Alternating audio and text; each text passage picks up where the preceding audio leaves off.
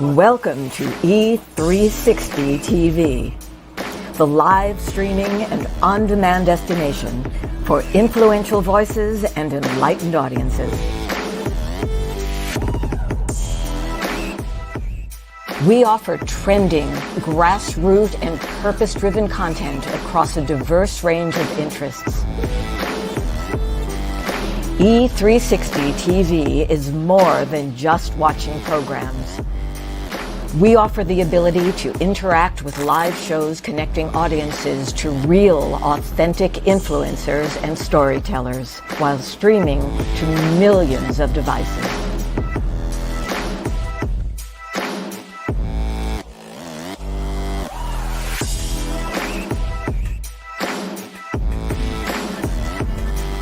Real experiences. Raw conversations. One destination for it all. E360 TV.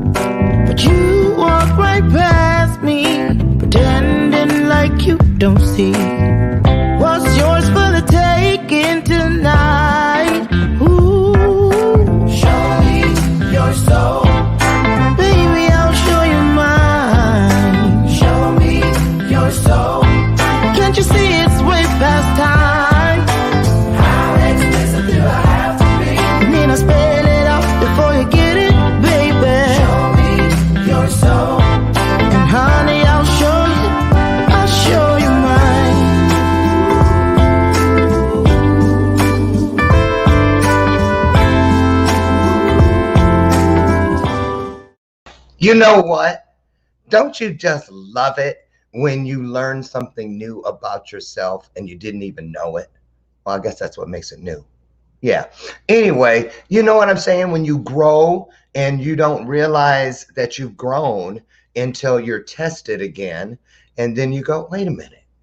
The old me, yep, okay, anyway, I'll tell you what that's all about in just a second. Hang on. Wait for it.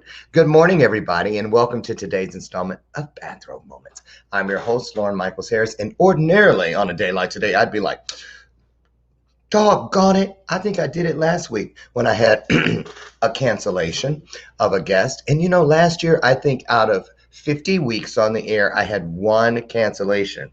In the last couple months, I think I've had 6 or 7 of them. But anyway, I'm good with it now because it reminds me of when my good friend Dom Fawcett told me about 2 years ago. I used to complain about how I'd wake up in the middle of the night and couldn't go back to sleep. And so I would lay down and try to force myself. I did everything but super glue my lids shut. And he said, Lauren, you know, I used to do that, but now I get up and I go for a run. Well, that's not going to happen. But anyway, I get up. And he said, oftentimes, that's when great content or greater than whatever you ascribe to be, you know, there, is wishing to converse with you. And so I started staying up. And I tell you what, man, the wall of purpose would get filled with things. I'd start writing and working on the new book, whatever it was, something great would always come through me. And then I'd sometimes go back to sleep for a little bit. Sometimes I wouldn't. And even when I don't, I'm just so filled with this special energy. I can't even give it a name. I don't think it's been named yet. But it's the same thing as like this past weekend when we were in Las Vegas for the Star Trek convention, Vegas. I think my husband said I got about 5 hours of sleep total. So that was Thursday night, Friday night, Saturday night out of those 3 days. And I believe it because I slept for about 14 straight hours Sunday after we got home. And anyway, still, I was energized the entire time. There is something about, or to be said about, when I'm telling you, when two or more of us come together, we bring things that each other need. Is that need or needs? We bring things that we all need. There you go. And we don't even know we're bringing it. We pour into people without even realizing what we're doing, which is what makes it so great. I always say, I remember the day God, greater than, this was years and years ago, said to me, Lauren, be patient. If we were to show you what is in front, what is in store, what is down the road for you, before you're ready, it is so wonderful. It could literally scare you to death. And I was like, well, what kind of statement is that, right? But as I began to grow and evolve, I learned that it was true because every time something wonderful happened, I would say, huh, they said it was so great, it would scare me to death. It's got to be better than this. And so I started learning my way into growing my way into being expectant and not surprised, if you know what I mean. But we're going to get into a few things today. That's the bell of purpose. And for you regulars here, you super fans, hello to all of you beautiful people. Good morning. It means that, something good is out there. I believe it, and I receive it, and I hope you do as well. So again, good morning to all you beautiful people out there. Lori Whitney. Hi, Brandy. Brandy keeps coming in, and I'm glad. Yay, let's welcome Brandy to the show. And everybody, let me see, who else? Sharon McQueen, good morning to you. Bernadette. Hey, Bernadette. How's your health? How you doing? You guys know Bernadette had that open heart surgery last year. And man, she came through it like a trooper. That is God. That is God. I'm so happy to be here today, you guys. I can't stress enough how important it is to me that you all come here and we get together every day and Monday through Friday, and we pour into each other. It's just a beautiful thing. I'm just so excited about it. Now, I had a guest for today, a young man, an author. He actually had launched his book the night before we met him. He was one of the bouncers at the club where I performed on Saturday night. And we were saying it too, when we were in a private venue in the back, and there was regular people out front, and he was moving out there primarily. Wouldn't you know? And we were talking about how none of those people out there have masks on. And I mean, they were packed like sardines, seriously, like that stuff you see on the news. Remember when COVID was early and they bust those parties and stuff, and people be fake. And the few that did have masks, they'd be hanging from their ear. That's how it was. Guess what? I talked to him yesterday at like 5 o'clock. Everything was fine.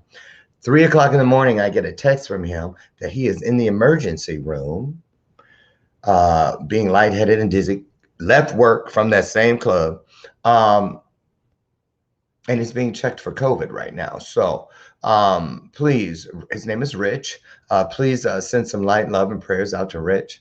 Young guy, probably, I don't think he's more than 25, 26 years old. But anyway, COVID doesn't discriminate. So he's going through that. So here we are. And like I was saying at the top of the show, I used to kind of freak out when the guests, well, what am I going to do? I didn't practice a soft shoe. I don't have any card tricks, but I've decided, excuse me, not to worry about it. Just go with it. Right. So here we are. Look in the top of the feed in the comments. If any of you, anybody, you got something on your heart, You have a joy, you have a concern, you have something you'd like us to pour into you, pray over you, lift you up for, come on in.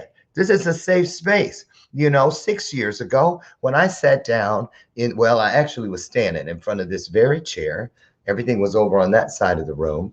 And I'll never forget, I got up and I feel so lonely, God, in the mornings.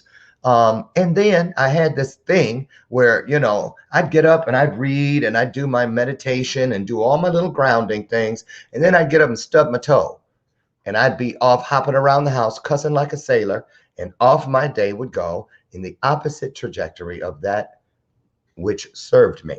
So I said to greater than, I said, look,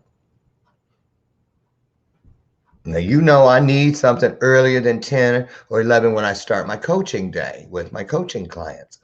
I need something other than busy work at this desk. I want to be poured into as badly as I want to pour into others as early as possible. What can we do? And I was in my robe, that ugly old blue ratty tatty one back then, which was my favorite. And I had my I Love Lucy cup. Oh, say good morning to Lucy. Welcome her to the show. She's my sidekick. She's my version of Ed McMahon. And she's here today, as always.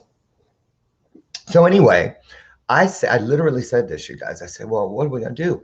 And I heard that voice. You all know it, right? We all know it.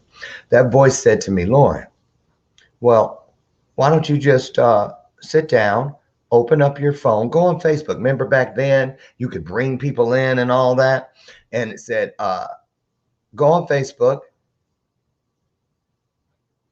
call it. I'm there. I was right there the day it happened. It's still just, it said, call it Bathrobe Moments, and just have a talk with people, have a conversation. And I was like, first thing I did, guess what I did? First thing I did, how many times do we do this? First thing I did, well, that sounds good, but I don't have a phone stand. I don't have a light ring. I don't have a green screen. I don't have a microphone. I don't have. And they said, Lauren, when are you going to learn to quit going first to the juggler of I don't have? And I was like, what do you mean? And they said, you never acknowledge what you do have first. It is your job. It is your responsibility for all of us. Anything that even smacks of an opportunity, take all of your truths, all of your golden nuggets, everything that you are an authority on, all of your blessings, all of your passions, and you put them in your hand and you wave towards that door or window of opportunity, and you tell those truths and things after you. And when we do that, what is greater than whatever you ascribe to, I promise you, walks before us, stands beside us, and covers the rear for those things that as humans we will not or cannot see coming. It's a fact, y'all. It's a fact. And here we are 6 years later. Do you remember a year before last when Allure magazine found this little show and said, here is one of the top 4 live stream shows we believe in the country for you all to watch next year, and 6 weeks later COVID hit. I'm speaking to all of you out there today. I'm gonna tell you what's been on my mind lately. When I came back from Vegas, here's what happened. And I don't want to spill too much. Well, I'm not gonna show any picture. Well, I'm gonna show one.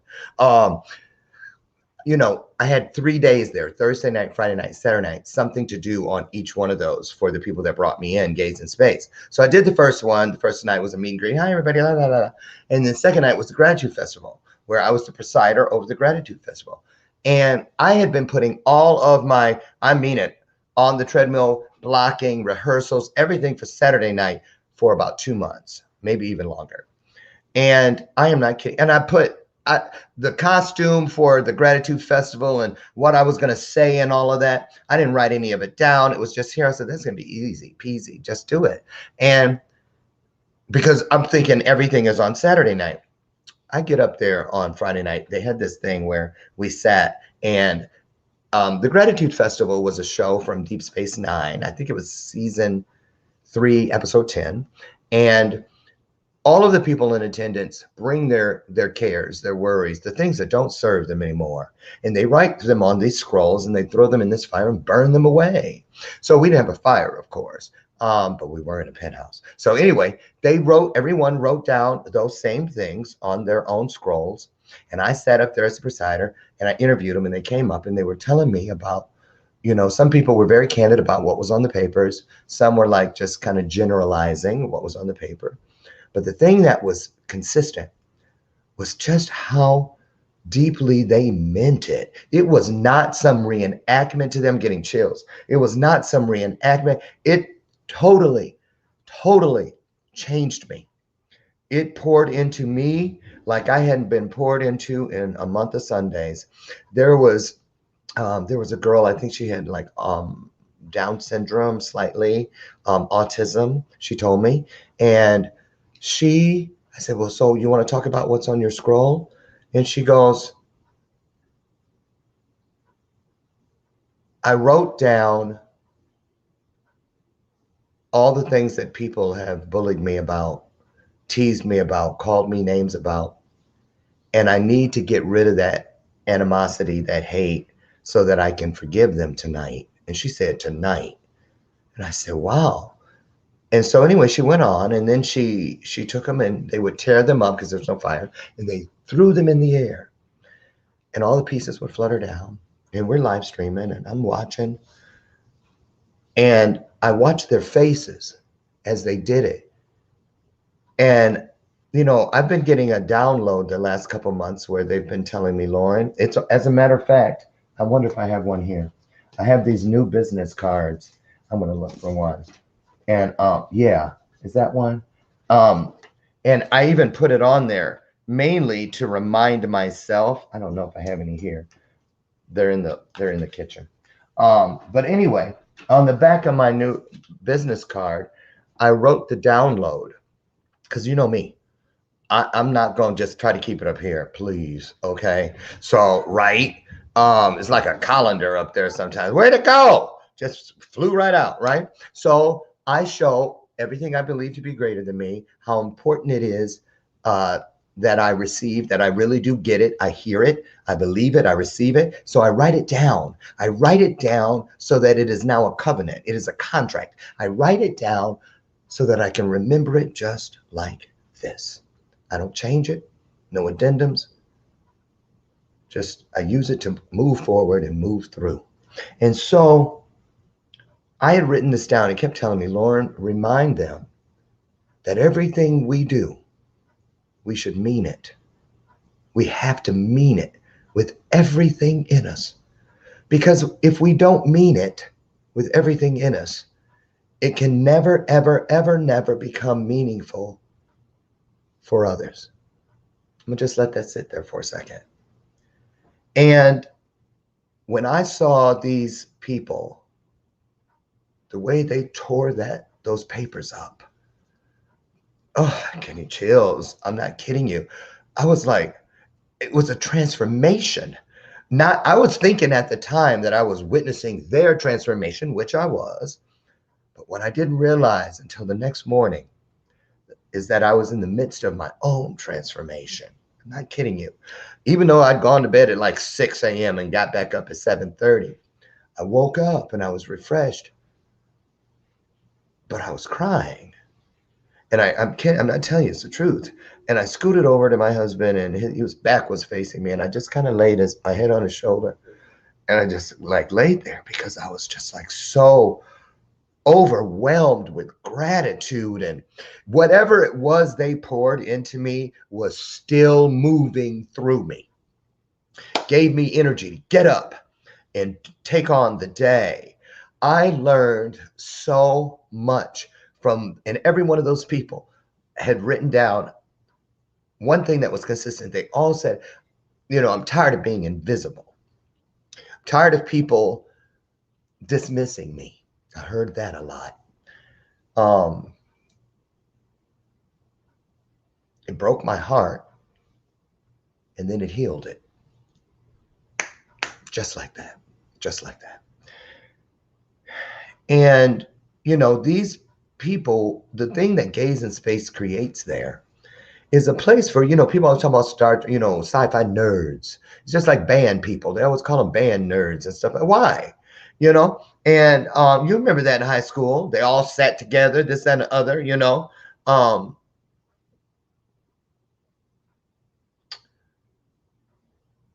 they were lonely. They were hurting. But they were there. And I tell you what, you know, let me tell you how powerful the small things we do can be for people. I'll give you an example. There was a guy named Sean. He had a cane, and he came up. He was young, probably. I don't think he was out of his 20s. And he sat down, and I mean, woo, they just poured it out, and he was tearing up his stuff. And while they were doing that, I had found online these children, temporary tattoos, and they were like smiley faces and hearts and rainbows and just clouds and things like that. So while they had their scroll in the hand, because we were sitting, I was interviewing them too. I turned them all over, peeled them, turned them over, and randomly chose one for each person and gave them an extra blessing, is what I called it. And it was just this kid's tattoo. And I had little sponges I'd cut and had a thing of water and would press it on there and hold their hand and press it down while they were explaining what they were getting rid of, what was not serving them. And then when they would tear it up, I'd peel it off, and there was the tattoo on their hand. I said, so take this. This is temporary. But what you've done here tonight can and shall be permanent if you claim it so. The leaving and dropping of those things that don't serve you. And I overheard Sean about an hour and a half later talking to Dan Deeby, the coordinator and the sponsor of this event, talking about his experience up there when he got the tattoo. Now, he had told everybody already early in the evening before he came up for the interview that he planned on going somewhere in the Rio the next day. Must be a tattoo parlor in there, and he was going to get some tattoo, most likely a Star Trek one, somewhere on his body. But I heard him tell Dan Deeby, and this peace sign that I have on my hand, I'm also going to get that tattooed on my body so that I never forget the moment I said goodbye to those things that don't serve me. I was at the table where my magazines and the poster and all that stuff they had set up, kind of like straightening things, not actually ear hustling, but I could hear it. But something told me, don't turn and look. Just listen and be humble. And I did. And I thought, I never in a million years would have thought when I ordered that $7 packet of 80 little bitty, they're right here. Here's the back. Oh, wait a minute. What is that doing up there? Okay, something popped up on my screen. Don't you hate when you look into stuff? Get off my screen. Wait a minute, y'all. That ain't nothing but you know who. Trying to, hold on, it's doing some kind of a scan, but I'm sure, okay, I can watch it on my phone and see what I'm doing. So you see this bag, right? So there's the little sponges. I cut them up, and because you know why? This time when I went out to do my thing, I really heard a lot about following the 4 agreements. Be impeccable with your word. Months ago when I started preparing, it said, Lauren, be impeccable with your word. Don't make assumptions. Don't take anything personally, and always, always do your best. Okay. So I was trying to, do better with that. I hate this thing that's on my screen. You can get off. Good. Go. Hold on. There. You weren't even supposed to be. That ain't nothing but you know what. So here they are. Now, these were the extras, and I'm going to mail these in a thank you card to the coordinator of the event, Dan Deeby. So it was this one. This one that the kid, Sean, said he was getting put on his body. But when I ordered these from Oriental Trading, I would have never imagined that it would create a conduit so powerful for this person that they would want this on their body for the rest of their lives. It, for me, was a reminder that every stone, every pebble that we throw above the space that we are moving through at any given point creates a ripple effect that very well can be creating a tattoo on someone's heart, on someone's spirit, on someone's soul for the rest of their journey, in this world at least. And so, you guys, today is no mistake. Yes, my guest is in being checked out right now, but I now believe that this space was created for us to have this conversation today. I put the link in. If anybody has anything, I'm going to say it again. It's no pressure, but if you feel like you need to share, you need to get something off your chest, you have a joy, you want to celebrate something, let us celebrate with you. There are some people that don't even have the C in their world this morning to celebrate with, but we can give that to them through our own celebrations. There may be a concern that you need us to uplift you about. It may not be about you. Think about it. Is there anyone in your life? Drop it in the comments if you're not camera ready. I mean, and you should know that don't matter. Look at this, right? So, but you guys, changed my life. Totally changed my life. It really did. And guess what? Here's another thing. All these months now, I thought everything was for Saturday night. This thing, let me show you. And it was great. Don't get me wrong.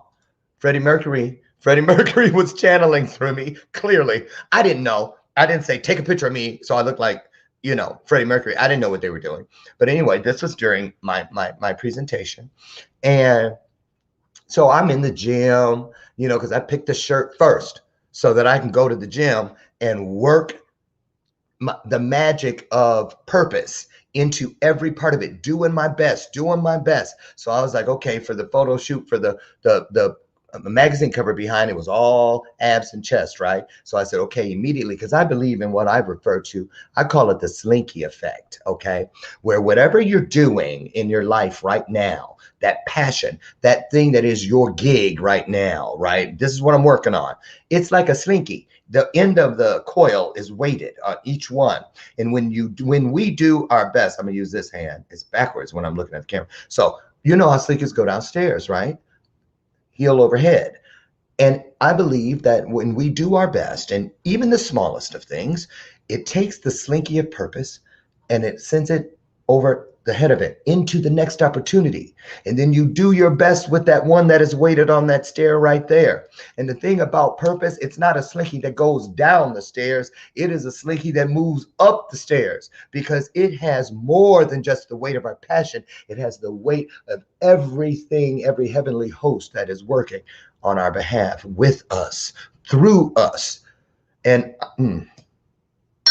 I didn't even play with it. I'm ringing the bell on that. And I'm going to tell you something, you guys. If you just keep it moving, you will see abundant miracles. I was telling somebody the other day, I had a conversation. They were like, well, Lauren, what was the biggest change in your life in the last 6 months? And I was like, when I changed from manifesting money, because I had a scarcity mindset. You guys remember when I got the book about angels, and the fifth angel was the angel of abundance. And she told me, her name for me was Rachel. And she told me, I took that book to Vegas with me too. That and the Motivation Manifesto by Brenda Burchard. I carry those books with me like ID. I do. I had them in my arms at TSA. I wasn't chancing it to not come out in the little tub or nothing. So anyway, that angel told me, Lauren, all you have to do is free me. And I said, okay, you free. And it was 2 days, 3 days later when I got that windfall of funds for the rest of my life, for something I didn't even know I had coming from the military. Could have been getting it for 37 years, but it wasn't meant for those 37 years. It was meant for now and for every day for the rest of my life.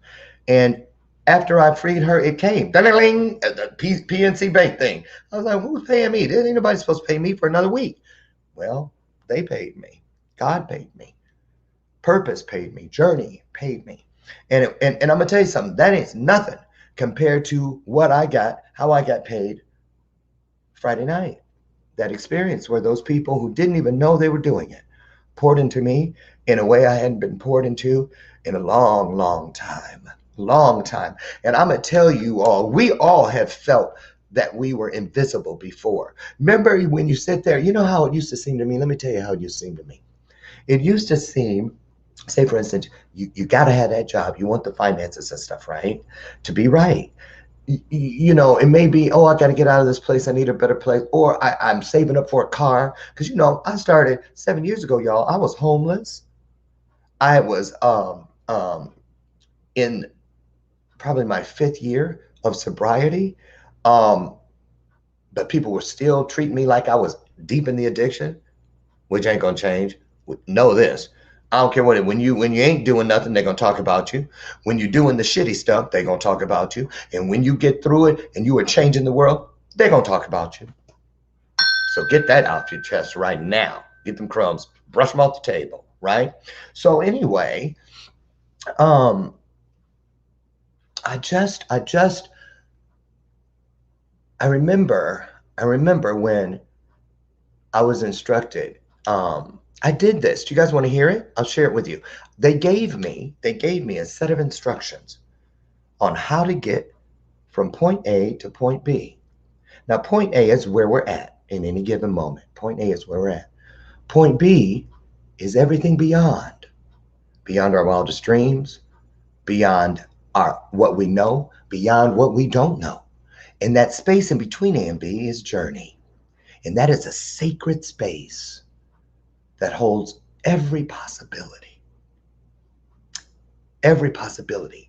Now, in between A and B, in my journey anyway, are a series of obstacle courses. And then a lot of people say, oh, this season I'm in. I can't wait to get out of this season, or I'm being tested. You are, but it's an obstacle course because you've been preparing for it all your life. We go through those things so that we can understand how nimble we are, that we are ready to be adorned as spiritual ninjas. You know? And so here's what they told me at the very front end. And I'm going to share this with you today because I know somebody out there is wondering, well, where's the starting line? Who's going to pull the trigger on the starter gun? It takes 5 pounds of pressure. I'm about to give it to you right now. This is what they told me. I promise y'all. And I did this. This was the first few minutes of my presentation this past Saturday night. And I've been using this. All my coaching clients get it in their coaching toolkit when they start working with me. It's called Life's Page. And this is how they laid it out for me. And they said, and I'm going to tell you something. When they gave it to me, when it was coming through me, I was writing on a whiteboard. And it was like my hand was just writing on its own, where the exclamation points, underline, underline, underline. It was just like that.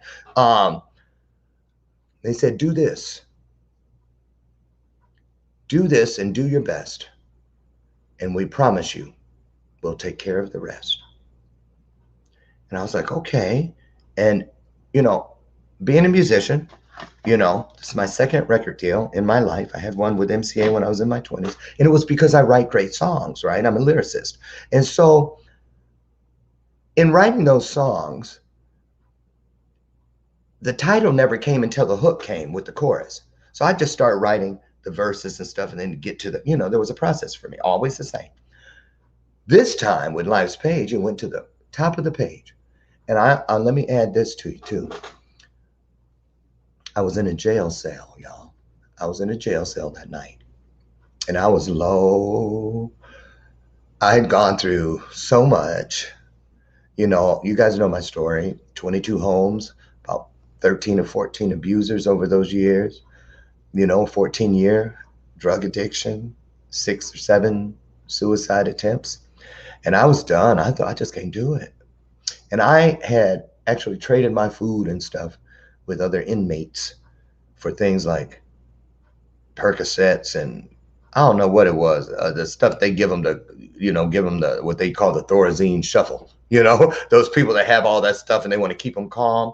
I traded. I got everybody's everything. I didn't know what it was. It was like a hodgepodge of pills. And the guard had gone by, and I knew the time. I knew that was this last round before they had shift change a couple hours later. So I'd saved up all those pills, and I was just about to take them. Someone said, "Don't you want to leave a little note?" And I was like, "To who? I ain't got nobody." And it said, "Just, if nothing else, to me." And I really intended to write that suicide note to them. But instead, my pen hit that paper that felt tip pen because they don't give you nothing real in there. They go stab somebody. Anyway, I put that pen on that paper, and at the top it said Life's Page. Immediately, I was like, wait a minute. How can it be titled already? And okay, so I went with it. And here's what they gave me.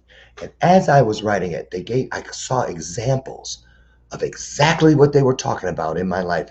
And it was all those things that did not serve me. It was all those things that I let hurt me. People talking about me, gossiping, being, my way or the highway, not giving a crap about anybody but myself. The world owes me. Look what I went. All of that was in there. Okay. So what I want you to do is, as you hear this, think about your own life. Think about your own situations. Think about your own pains. Think about your own gains. Think about whatever you see when you hear this. And I guarantee you at the end of it, it's going to make a difference in your life if you choose for it to do that. So here it is, Life's Page, okay? So what happens to those who give and still they give some more? Will they yet in time cross the finish line? Is there a victory? Is there a score? They've always said the good guys finish last, and well, too many of us believe that that's true.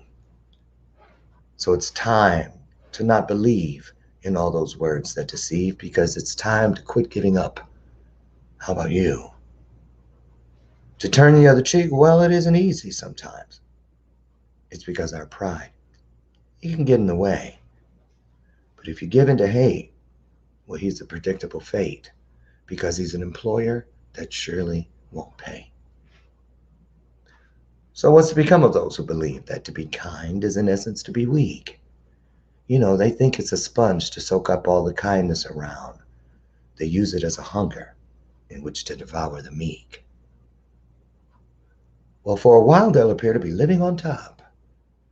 All that they touch turns to gold. They're the ones who praise you out loud, then they'll flash a smile to the crowd, when all along it's your trust that they've stole. So the next time you feel that need to betray, the need to just have the last word. Step back and remember. You remember that day that you listened and you heard. Someone else having fun, they're spewing venom and filth. They're drawing a crowd at someone else's expense. Step back, think twice. Don't go there again. Please think twice before you cross that fence. Because it's easy to say, oh yeah, tell me more, when you're encouraging the blind not to see. But it's harder stepping back, looking closer than before, when we're pointing fingers where there's three that point at me. So remember, each day we must remind ourselves that in order to be better than all the rest, it's simple. Just remember that today is just a drill, and every person's just another test. But it's a test to be passed. There is a lesson to be learned, and still our battles will rage. But it's your life that can never be complete, my friend, until your life has written its page. I hope you received that. That was the beginning for me. That truly was the beginning. And here I sit today in total amazement of the view from B, beyond, all the way back to A, where it began, where I was at. And today, wherever you're at, it is a beginning. It is never an ending. This life is a circle. Where one thing begins, another one ends. So when you have new beginnings, or if you're looking for new beginnings, and they don't seem to be happening, number one, be patient. But remember, in order to pick something new up, you must be willing to lay something that doesn't serve you down. What is it? Where is it? Find it. Check the junk drawers of your life. Look between the cushions of your life. Reach underneath the seat of your life and find that thing, those things that are not serving you. And do like all those people did Friday night. Write them down. so that you can speak to them face to face, put a face on it, write it down. And then when you tear it up or burn it, mean it. Truly mean it. And watch what happens in your world.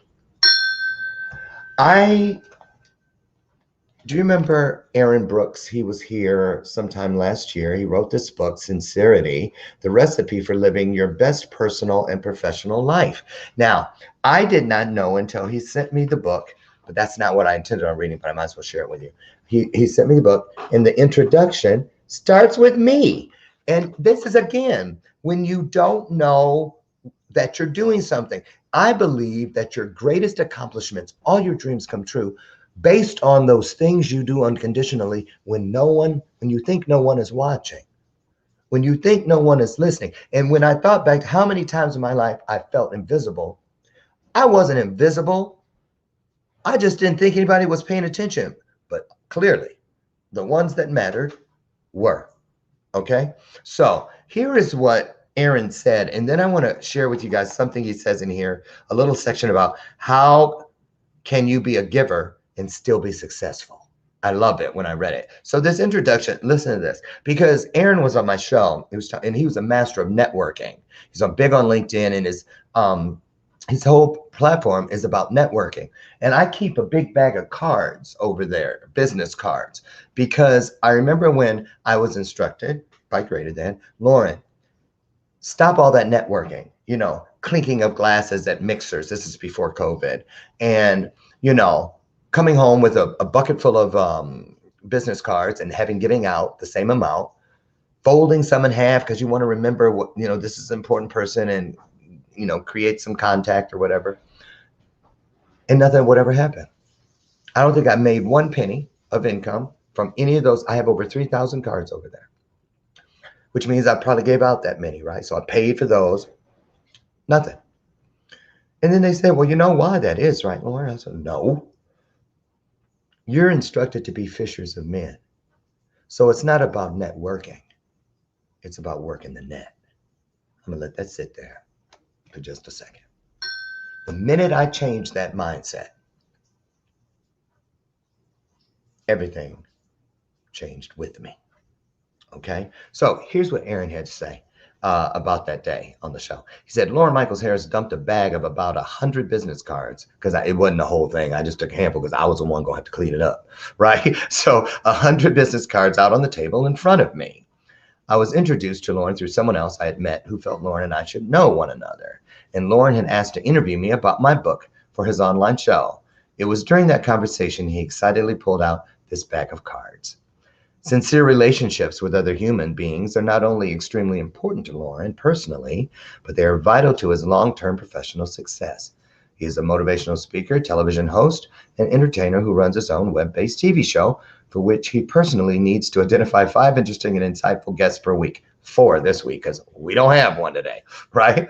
Lauren lived in 22 foster homes and as a child, and has a unique gift of sharing his story with others, significantly motivating them when doing so.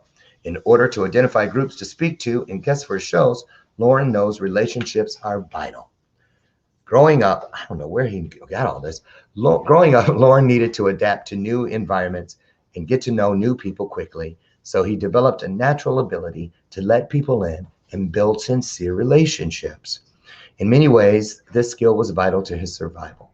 For Lauren, this has always been very clear, and I'm here to tell you the ability to build and foster sincere relationships may be more important to your overall happiness and success than you might think. These business cards all represent someone who has reached out to me and given me their card, or someone I met at a networking or other such event. I don't even remember most of them, and I only actually know about 10 of them, Lauren shared. When I asked Lauren, oh, thanks, honey. When I asked Lauren what was different about these 10 relationships, he said, sincerity, without missing a beat. Like many to whom I refer to in this book, Lauren has met most of the people he is close to through other friends and connections, just like you guys. He's talking about you guys. Some people who you will meet at networking and other events will be genuine and sincere, and a deeper relationship will emerge. But more people approach these events transactionally And these transactional behaviors do not create the beginnings of the best possible relationships. Most people clearly are trying to play the numbers game, and most people are not sincerely interested in building a real relationship. Rather, when most people say they are interested in building a relationship, they are really looking for a shortcut to taking as much out of a relationship as possible while putting the least amount of work into that relationship. Got to ring the bell on that one. Can I get an amen? Unfortunately, this is the way people have been taught to do business, and this transactional approach does not lend itself to building sincere relationships. Sincere relationships. In this book, we will discuss relationship building, and most importantly, we will discuss how to do this important activity in a way where it helps others while still helping yourself in a way that really feels good. And that's just the beginning. Listen, gonna go to a quick, brief 1-minute commercial. When we come back, wait till you hear what I have in store for you. Don't you go away. It's just getting good. We'll be right back.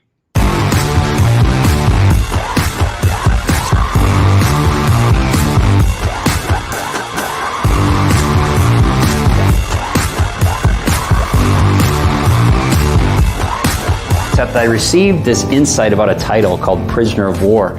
The book.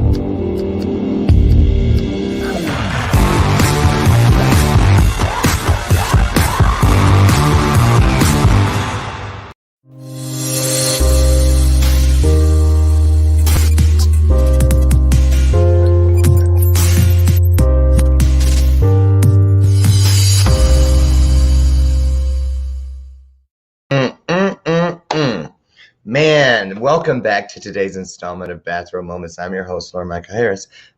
Did I leave the S off my own name? Uh-oh, that's probably a real senior moment. But I caught it. Doesn't count as the 3-second rule. Lauren Michaels Harris. There you go. Reading from Sincerity, the awesome book by my good friend Aaron Brooks, The Recipe for Living Your Best Personal and Professional Life. And we're going to wrap up today with this little section about how can you be a giver and still be successful. It's really interesting. Pay close attention. Put your comments in. Here we go. Givers look to give more into a relationship. They do not come into relationships looking to get something from the other side. They sincerely are looking for ways to give to the other party, and they follow through with their promises to others. Be impeccable with your word. That's the first agreement. As they do this, both initially and over time, a true relationship is formed. Matchers look for more of an equal exchange of favors, a quid pro quo, where one wonders who will give first. Takers look to take from the relationship and do not look to provide anything into it for anyone other than themselves. Two obvious questions come up whenever you assess whether you are a giver, matcher, or taker. The first is how to be a giver and still find success. The second is whether it really matters.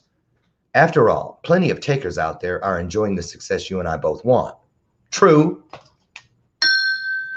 And we deal with that. You know we do. Now look at all, how come they get blessed and I'm out? Okay, because patience. I'm gonna tell you this is off script, but I know what they told me. Never forget the day. They said, Lauren, 3 P's, P3, right? Which is a course I'm developing right now, P3. Not to be confused with, honey, what was that show? With P3, Charmed. Not to be confused with the club on Charmed, P3, just saying. So anyway, I was told you have your passion on one side of the highway. You have purpose on the other side of the highway. And Lauren, you must stay in the very middle of both of those. It is your job to paint the yellow line of patience that separates it all so that you can wait on it. Think about that. Think about that. So, and I would tell you, it's true. You know why? 6 years ago, when I started what I do now, the photographer I used before Virginia, this last photo shoot, excuse me, same person the whole 6 years.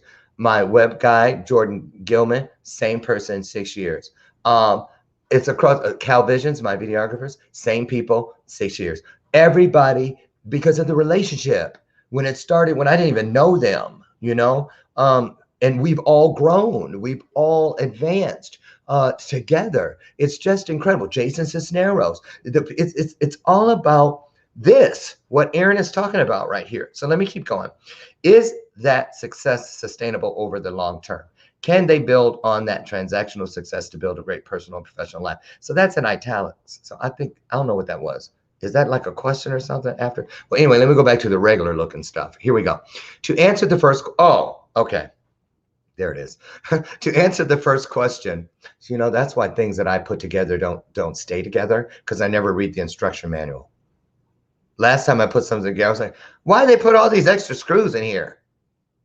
When the thing fell over on the ground 6 months later, I figured it out. So anyway, to answer the first question, people naturally trust givers.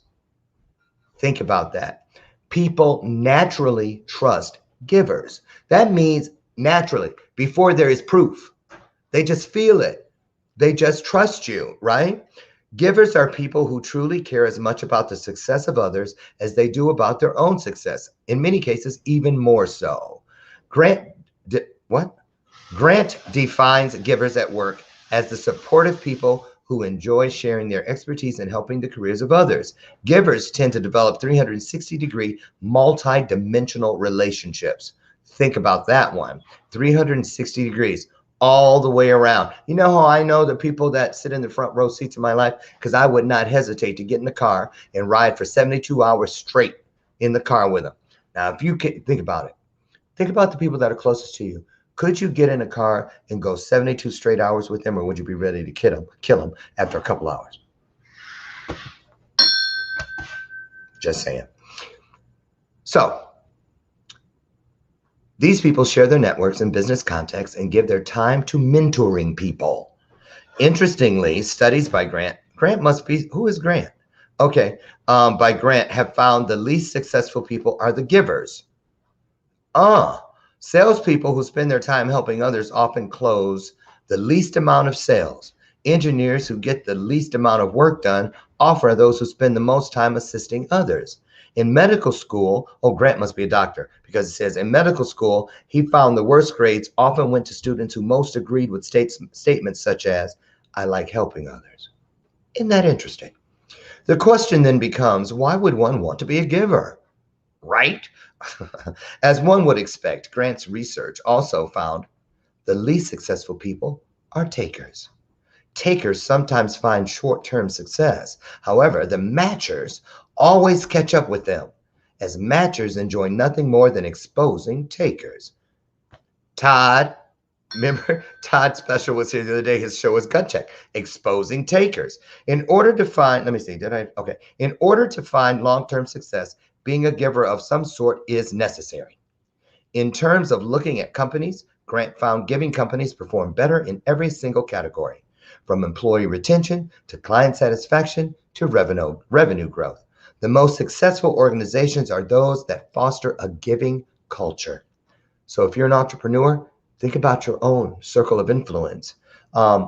However, it is important these organizations realize the givers in their organizations are their greatest asset.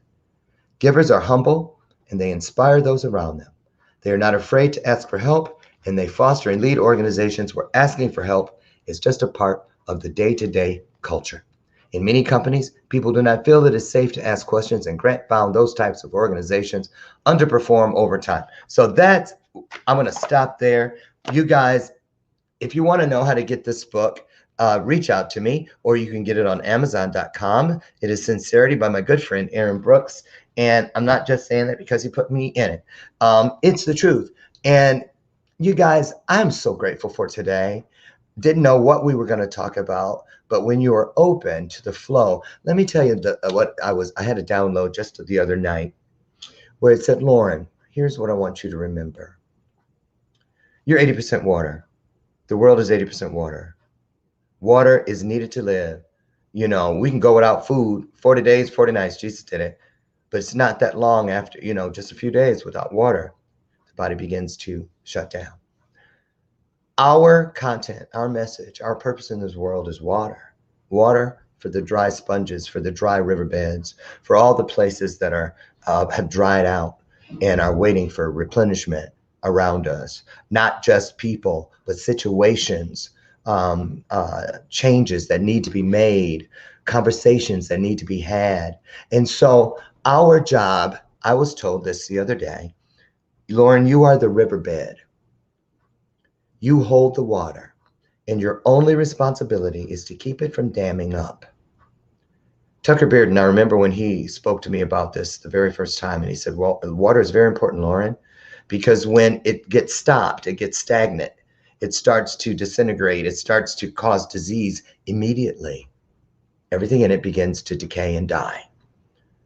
But the moment you remove that dam and the natural flow, the healing flow begins, life begins abundantly. Those dams are things that, for whatever reason, we can't or won't let go of. It could be cigarettes. It could be an addiction to chocolate. It could be gambling. It could be pornography. It could be a narcissistic relationship. It could be anything. If it's not helping you grow, then you must let it go. Here's why. You need your light to shine. You know that saying, I put it in there with words set to see. Oh, there's light at the end of the tunnel. Yeah, if you're in someone else's tunnel. Somebody already dug it, did the hard work. But your tunnel, my tunnel, our tunnel of purpose, we have to dig it. We dig it every time we get back up. We dig it every time we let go of that stuff that doesn't serve us. We dig that tunnel every time we stretch and we say, I want to do better. I want to see more. I want to go there. Dream with all you have within you. The reason there's no light at the tunnel is because the light is with you as you dig the tunnel. If you Google, show me a picture of a miner, you're going to see that they have that light right there.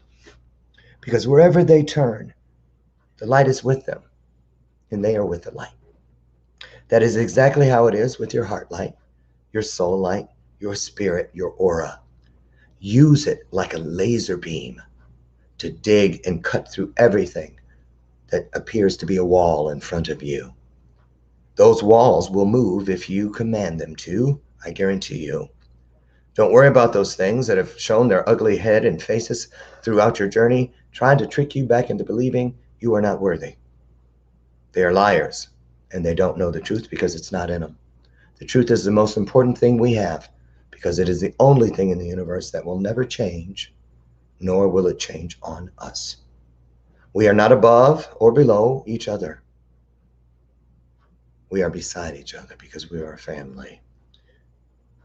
Get away from the power of me and come inside the power of we. Because together we can do great things. We can. Thank you so much. God bless you. Thank you all. I have chills. I feel like I've been dipped in Freon because of you all. This was a special day. Thank you. Thank you. Thank you again. Join me tomorrow. My guest tomorrow. Oh, Daniel Echeverria, associate producer, and also the host of Weekly Dose of Daniel. We're going to do a recap of Vegas, all the pictures, all the footage, and all the little laughs and things to share with you what we experienced. We want you with us. I'm putting the word out there today. Keep your eye on my page. I'm looking for 2 people who are ready to change their lives. God told me to look for 2 people. They're coming, and I want to talk to you. If you're ready to take whatever you're doing to the next level, let's talk. I know there are 2 of you. And I am choosing you, and now all you have to do is choose in return. Keep that in here, will you? Listen, I'll see you tomorrow morning. Get out there today and be the blessing you'd like to receive. Get out and change your life by being the best version of yourself. Just do your best and let what is greater do the rest. I'm Lauren Michaels Harris. It has been an honor, as always. I will see you all tomorrow morning out front on the front porch for our next installment of Bathrobe Moments. Be good to yourselves and even better to others.